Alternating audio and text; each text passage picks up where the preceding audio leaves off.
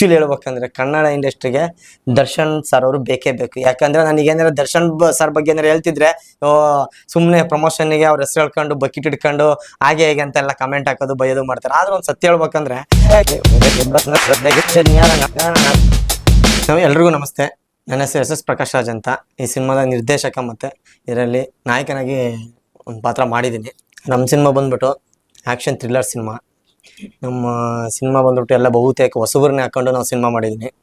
ಈ ಸಿನಿಮಾದಲ್ಲಿ ಜಾಸ್ತಿ ಲವ್ ಕಾನ್ಸೆಪ್ಟನ್ನ ತಂದಿದ್ದೀನಿ. ಈಗಿನ ಹುಡುಗ ಹುಡುಗಿ ಯಾವ ರೀತಿ ಲವ್ ಮಾಡ್ತಾರೆ ಅನ್ನೋದನ್ನ ನಾನು ತೋರಿಸಿದ್ದೀನಿ. ಎಲ್ಲ ರಿಯಲ್ ಇನ್ಸಿಡೆಂಟ್ ಏನು ನಡೆದಿದೆಯೋ ಅದನ್ನೇ ನಾನು ಸಿನಿಮಾ ರೀತಿ ಎಲ್ಲರಿಗೂ ತೋರಿಸ್ತಾ ಇದ್ದೀನಿ.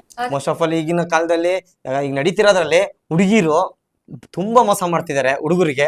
ಅದರಿಂದ ಹುಡುಗರು ತುಂಬ ಡಿಪ್ರೆಷನ್ಗೆ ಹೋಗೋದು, ಸೂಸೈಡ್ ಮಾಡ್ಕೊಳ್ಳೋದು, ಈ ಥರ ಲೋಕಲ್ ಲ್ಯಾಂಗ್ವೇಜ್ ಅಂದರೆ ದೇವದಾಸ್ ಆಗೋದು, ಈ ಥರ ಎಲ್ಲ ಕೆಟ್ಟ ಚಟಗಳು ಬಿದ್ದು ತಮ್ಮ ಜೀವನವನ್ನೇ ಹಾಳು ಮಾಡ್ಕೊತಿದ್ದಾರೆ. ಯಾಕಂದ್ರೆ ತಂದೆ ತಾಯಿ ಗಂಡು ಮಗ ಹುಟ್ಟಿದ್ರು ಸಾಕಂತಿದ್ದಾರೆ.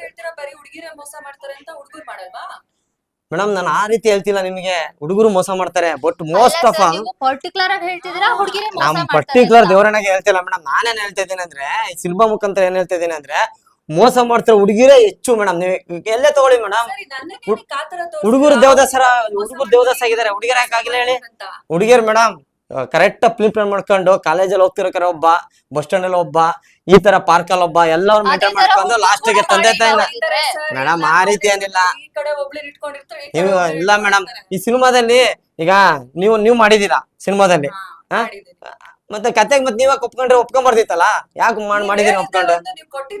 ಆ ತರ ನಾವೆಲ್ಲ ಮಾಡಕ್ ಹೋಗಲ್ಲ ಮೇಡಮ್. ಕರೆಕ್ಟ್ ಆಗಿ ನೋಡಿ ಸಿನಿಮಾದಲ್ಲಿ ನೆಗೆಟಿವ್ ಆಗಿ ತೋರಿಸಿದೆ ಅಂದ್ರೆ ನೆಗೆಟಿವ್ ತೋರಿಸಿದೀನಿ ನಾನು ಹೇಳ್ತಿರೋದು ಈಗ 100% ಅಲ್ಲಿ ಮೇಡಮ್. ನೀವ್ ಈ ರೀತಿ ಮಾಡಿದ್ರೆ ಸಿನಿಮಾದಲ್ಲಿ ಮತ್ತೆ ಯಾಕೆ ಅವತ್ತ ನೀವು ನಂಗೆ ಅಪೋಸ್ ಮಾಡಿ ನೀವು ಹೊರಗೆ ಹೋಗೋದಿತ್ತಲ್ಲ, ಇವತ್ತಾಕೆ ಮೀಡಿಯಂ ಇಂದ ಕುತ್ಕೊಂಡು ಈ ತರ ಮಾತಾಡ್ತಿದ್ದೀರಾ ಮೇಡಮ್? ಅವತ್ತೇ ಹೇಳ್ದೆ ನೀವು ಆಕ್ಟಿಂಗ್ ಮಾಡಕ್ಕೆ ನಿಮ್ಗೆ ಗೊತ್ತಿರಲ್ವಾ ನಾನು ಈ ತರ ಕ್ಯಾರೆಕ್ಟರ್ ಮಾಡ್ತೇನೆ ಮಾಡಬಾರ್ದು ಅಂತ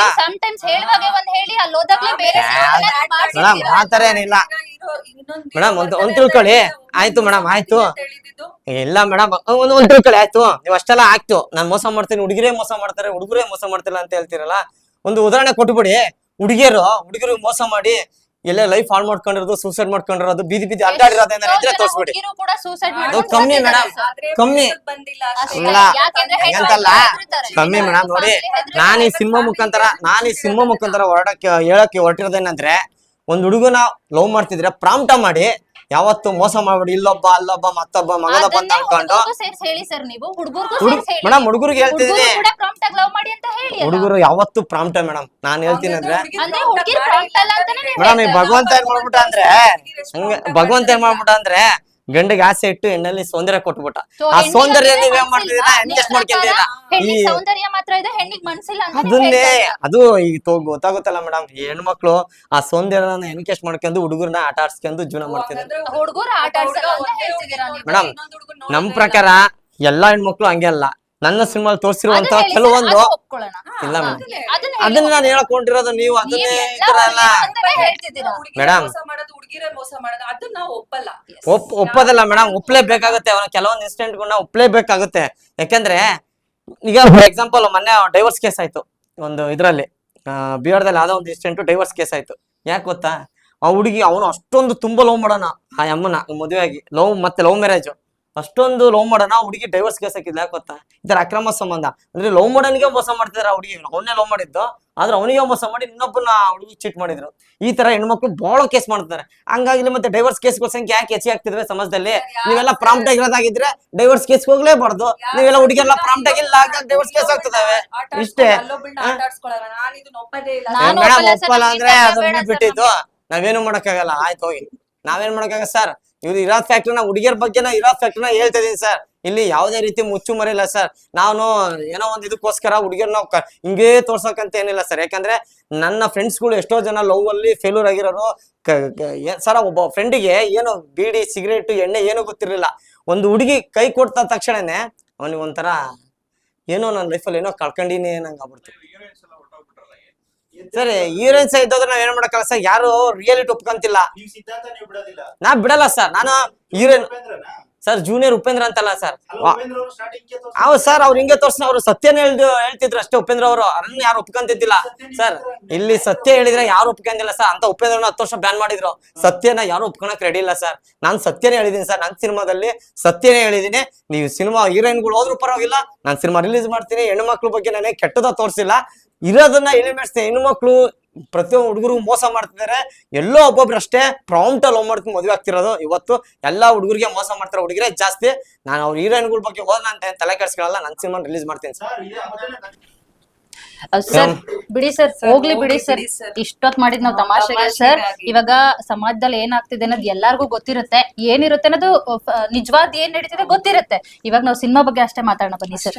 ಅದನ್ನ ಮಾತಾಡಿ ಮೇಡಮ್, ಒಪ್ಕೊಂಡ್ ಮೇಡಮ್. ಸತ್ಯ ಏನಿದೆ ಒಪ್ಕೊಳ್ಳಿ. ಹುಡುಗರು ಮಾಡ್ತಾರೆ, ಹುಡುಗಿರು ಮೋಸ ಮಾಡ್ತಾರೆ, ಇಬ್ರು ಈಕ್ವಲ್ ಆಗಿ ಮಾಡ್ತಾರೆ, ಅಷ್ಟೇ ಸತ್ಯ. ಸರ್ ಇವಾಗ ಏನ್ ಸರ್ ಮತ್ತೆ ಜಗಳ ಮಾಡ್ತಾ ಕಂಟಿನ್ಯೂ ಮಾಡ ಇಲ್ಲ ಇಂಟರ್ವ್ಯೂ ಮುಗಿಸೋಣ ಸರ್? ಇಂಟರ್ವ್ಯೂ ಮುಗಿಸೋಣ. ನಮ್ ಸಿನಿಮಾ ಬಗ್ಗೆ ಹೇಳಿ, ಡೇಟ್ ಹೇಳಿ, ಯಾವ ರಿಲೀಸ್ ಅಂತ ನೀವೇ ಹೇಳ್ಬಿಡಿ. ಓಕೆ, ಆಕ್ಚುಲಿ ಈ ಸಿನಿಮಾದಲ್ಲಿ ನನ್ನ ಒಂದು ಕ್ಯಾರೆಕ್ಟರ್ ಬಂದು ಒಂದು ದ್ವೇಷನ ಸಾಧಿಸುವಂತ ಕ್ಯಾರೆಕ್ಟರು. ನನ್ನ ತಂದೆ ಮೇಲೆ ನನಗೆ ತುಂಬಾ ಪ್ರೀತಿ ಇರುತ್ತೆ. ಸೊ ಅವ್ರದ್ದು ಅನಿವಾರ್ಯವಾಗಿ ಒಂದ್ ಸಾವಾಗುತ್ತೆ ಒಂದ್ ಹಳ್ಳಿನಲ್ಲಿ. ಆ ಹಳ್ಳಿಗೆ ನಾನು ಸಿಟಿಯಿಂದ ಹೋಗಿ ನನ್ನ ತಂದೆ ಸಾವಿಗೆ ಕಾರಣ ಏನು ಅಂತ ಹುಡ್ಕೋ ಅಂತ ಕ್ಯಾರೆಕ್ಟರ್ ನಂದು. ತುಂಬಾ ಚೆನ್ನಾಗಿ ಸಿನಿಮಾ ಬಂದಿದೆ. ಆಕ್ಚುಲಿ ಹೇಳ್ಬೇಕಂದ್ರೆ ನಮ್ ಡೈರೆಕ್ಟರ್ ಸರ್ ನನ್ನನ್ನು ತುಂಬಾ ಚೆನ್ನಾಗಿ ತೋರಿಸಿದ್ದಾರೆ ಸಿನಿಮಾದಲ್ಲಿ. Thank you so much sir ನಿಮ್ಗೆ. ಇದೇ ತಿಂಗಳು ಅಂದ್ರೆ May 16th ನಮ್ಮ ಉದಯ ಸೂರ್ಯ ಸಿನಿಮಾ ಎಲ್ಲಾ ಕಡೆ ರಿಲೀಸ್ ಆಗ್ತಿದೆ, ರಾಜ್ಯದಾದ್ಯಂತ ರಿಲೀಸ್ ಆಗ್ತಿದೆ. ದಯವಿಟ್ಟು ಎಲ್ರು ನಿಮ್ಮ ಹತ್ತಿರದ ಥಿಯೇಟರ್ಸ್ಗೆ ಬಂದು ಸಿನಿಮಾನ ನೋಡಿ ಸಪೋರ್ಟ್ ಮಾಡಿ. Thank you. ದರ್ಶನ್ ಸರ್ ಮತ್ತು ಸುದೀಪ್ ಸರ್ ಒಂದಾದ್ರೆ ಹಬ್ಬ ಅಂತಿದ್ರು. ಅವ್ರಿಬ್ಬರನ್ನ ಹೇಳೋದ್ರ ಪ್ರಯತ್ನ ಯಾಕೆ? ಪ್ರಮೋಷನ್ ಗಿಮಿಕ್ ಅಥವಾ ನಿಜವಾಗ್ಲೂ ಅವ್ರ ಮೇಲೆ ಅಭಿಮಾನ? ಇಲ್ಲ ಮೇಡಮ್, ಪ್ರಮೋಷನ್ ಗಿಮಿಕ್ ಅಲ್ಲ. ಆಕ್ಚುಲಿ ಹೇಳ್ಬೇಕಂದ್ರೆ ಕನ್ನಡ ಇಂಡಸ್ಟ್ರಿಗೆ ದರ್ಶನ್ ಸರ್ ಅವರು ಬೇಕೇ ಬೇಕು. ಯಾಕಂದ್ರೆ ನನಗೇನಾರ ದರ್ಶನ್ ಸರ್ ಬಗ್ಗೆ ಏನಾರು ಹೇಳ್ತಿದ್ರೆ ಸುಮ್ಮನೆ ಪ್ರಮೋಷನ್ಗೆ ಅವ್ರ ಹೆಸರು ಹೇಳ್ಕೊಂಡು ಬಕೆಟ್ ಇಟ್ಕೊಂಡು ಹಾಗೆ ಹೇಗೆ ಅಂತೆಲ್ಲ ಕಮೆಂಟ್ ಹಾಕೋದು ಬೈಯೋದು ಮಾಡ್ತಾರೆ. ಆದ್ರೆ ಒಂದು ಸತ್ಯ ಹೇಳ್ಬೇಕಂದ್ರೆ ಕನ್ನಡ ಇಂಡಸ್ಟ್ರಿಗೆ ದರ್ಶನ್ ಸರ್ ಬೇಕೇ ಬೇಕು. ಯಾಕೆ ಲಾಸ್ಟ್ ಒಂದು ಕಾಟೇರ ಸಿನಿಮಾದಲ್ಲಿ ಅದಕ್ಕೆ ಬಿಫೋರ್ ತಗೊಂಡ್ರೆ ಎಲ್ಲ ಒಂದು ಮೆಸೇಜ್ ಕೊಡುವಂಥ ಸಿನಿಮಾ. ಒಬ್ಬ ಸ್ಟಾರ್ ನಟ ಹೇಗ್ ಬೇಕಾದ್ರೂ ಸಿನಿಮಾ ಮಾಡ್ಬೋದು, ಪ್ಯಾನ್ ಇಂಡಿಯಾ ಸಿನಿಮಾ ಮಾಡ್ಬೋದು. ಆದರೆ ದರ್ಶನ್ ಸರ್ ಒಬ್ಬರೇ ನಾನು ಕನ್ನಡ ಸಿನಿಮಾ ಅಷ್ಟೇ ಮಾಡೋದು, ನಾನು ಬೇರೆ ಲ್ಯಾಂಗ್ವೇಜ್ಗೆ ಹೋಗಲ್ಲ ಅಂತ ಓಪನ್ ಸ್ಟೇಟ್ಮೆಂಟ್ ಕೊಡೋಕ್ಕೆ ತಾಕತ್ತಿರೋದಂದ್ರೆ ದರ್ಶನ್ ಸರ್ ಒಬ್ಬರಿಗೆ. ಮತ್ತು ಅಷ್ಟೇ ಅಲ್ಲದೆ ಎಷ್ಟೋ ಜನ ಕನ್ನಡ ಹಳೆ ನಟರುಗಳು ಎಲ್ಲೋ ಇದ್ರು, ಅವ್ರನ್ನ ಕರ್ಕೊಂಬಂದು ಒಂದೊಂದು ಚಾನ್ಸ್ ಒಂದೊಂದು ಸರಿ ಫೇಸ್ ಕೊಟ್ಟರು ಸಾಕು ದರ್ಶನ್ ಸಿನಿಮಾದಲ್ಲಿ. ಅವ್ರ ನೆಕ್ಸ್ಟ್ ಸಿನಿಮಾಗೆ ಎಲ್ಲೋ ಒಂದು ಲೈಫ್ ಸಿಗುತ್ತೆ ಅವರಿಗೆ. ಹಾಗಾಗಿ ದರ್ಶನ್ ಸರ್ ಹಳುಬರಿಗೆಲ್ಲ ಚಾನ್ಸ್ ಕೊಟ್ಟಿದ್ದಾರೆ. ಮತ್ತೆ ಅವ್ರ ಸಬ್ಜೆಕ್ಟ್ ಕೂಡ ಹಂಗೆ ಇರುತ್ತೆ, ಮೆಸೇಜ್ ಕೊಡೋಂಥ ಸಬ್ಜೆಕ್ಟು. ನಾನು ಈ ದರ್ಶನ್ ಸರಿಗೆ ಬಕೆಟ್ ಹಿಡ್ಕೊಂಡು ಅವ್ರ ಹೆಸರು ಹೇಳ್ಬಿಟ್ರೆ ಹಿಂಗೆ ಆಗುತ್ತೆ ಅಂತ ನಮ್ಮ ತಾಯನಾಗೂ ನಮ್ಮ ಅಮ್ಮನಾಗೂ ನಾನು ಹೇಳ್ತಾ ಇಲ್ಲ. ಕನ್ನಡ ಇಂಡಸ್ಟ್ರಿಗೆ ದರ್ಶನ್ ಸರ್ ಅಂತ ಆಕ್ಟ್ರು ಬೇಕೇ ಬೇಕು. ಅವ್ರಿದ್ರೇ ಕನ್ನಡ ಇಂಡಸ್ಟ್ರಿ. ಯಾಕೆ ಅಂದರೆ ಅವ್ರು ಕನ್ನಡ ಬಿಟ್ಟು ಬೇರೆ ಎಲ್ಲೂ ಹೋಗಲ್ಲ. ಬೇರೆ ಸ್ಟಾರ್ಗಳು ಎಷ್ಟೋ ಜನ ನಾನು ಕೇಳ್ಪಟ್ಟಿದ್ದೀನಿ.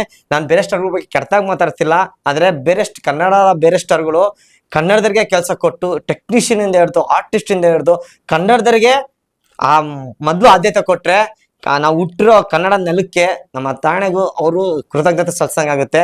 ಸ್ಟಾರ್ ನಟ್ರೆ ಬೇರೆಯವರಿಗೆ, ಬೇರೆ ಆರ್ಟಿಸ್ಟ್ಗಳಿಗೆ ಅಥವಾ ಬೇರೆ ಟೆಕ್ನಿಷಿಯನ್, ಬೇರೆ ಹೊರ ರಾಜ್ಯದ ಟೆಕ್ನಿಷಿಯನ್ಗೆ ಅನ್ನ ಹಾಕಿದ್ರೆ ಅವರು ಒಬ್ಬ ಸ್ಟಾರ್ ನಟ ಕನ್ನಡದಲ್ಲಿ ಅನ್ನ ತಿಂದ್ಬಿಟ್ಟು ಬೇರೆ ರಾಜ್ಯದ ಟೆಕ್ನಿಷಿಯನ್ಗೆ ಅನ್ನ ಹಾಕಿದ್ರೆ ಅದು ಯಾವ ನ್ಯಾಯ? ಯಾಕಂದ್ರೆ ನಾವು ಬೆಳಿಬೇಕಾರೆ ನಾನು ಇಲ್ಲಿದ್ದೆ ಅಲ್ಲಿದ್ದೆ ಕನ್ನಡದಲ್ಲಿ ನನಗೆ ಅವ್ರು ಚಾನ್ಸ್ ಕೊಟ್ರು ಅಂತ ಹೇಳ್ತಾರೆ. ಬೆಳೆದಾದ್ಮೇಲೆ ಬೇರೆ ಲ್ಯಾಂಗ್ವೇಜ್ಗೆಲ್ಲ ಹೋಗ್ಬಿಟ್ಟು ಬೇರೆ ಟೆಕ್ನಿಷಿಯನ್ನ, ಬೇರೆ ಆರ್ಟಿಸ್ಟ್ನ ಬೆಳೆಸ್ತಾರೆ.